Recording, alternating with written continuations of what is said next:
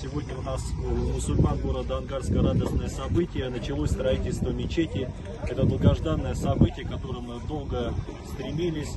В этом событии принимают участие многие национальности. И цель у нас одна — найти довольство Аллаха. Сегодня к нам приехали гости из Байкальского муфтията, муфти Иркутской области Фарид Хазрат Бенгалиев. والصلاة والسلام على رسوله محمد وعلى آله وصحبه أجمعين.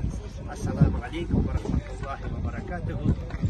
Сегодня вот знаменательное событие — продолжение стройки соборной мечети Ангарска.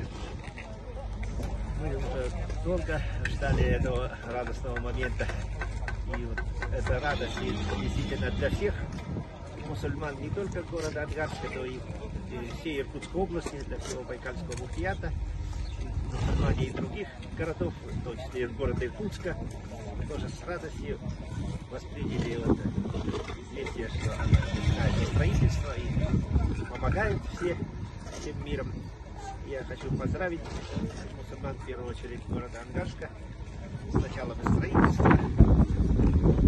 Пророк Мухаммед, саллаллаху алейхи ва саллям, сказал: кто построит мечеть, тому Аллах построит мечеть, тому Аллах построит дворец в раю.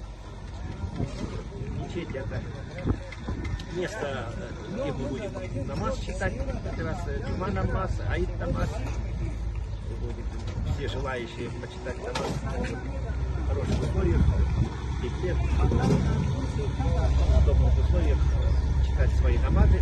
Также здесь совершаются и другие обряды наши исламские при мечетях, начиная вот от рождения ребенка, и все, что его в жизни сопровождает, все это при мечетях будет совершаться. Даже вот когда последний путь человек уже ходит, тоже от мечети джаназа намаз будет читаться и провожаться человеком.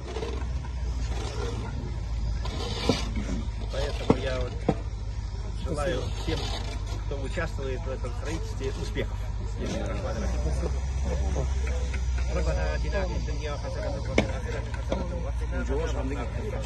Аллаху акбар.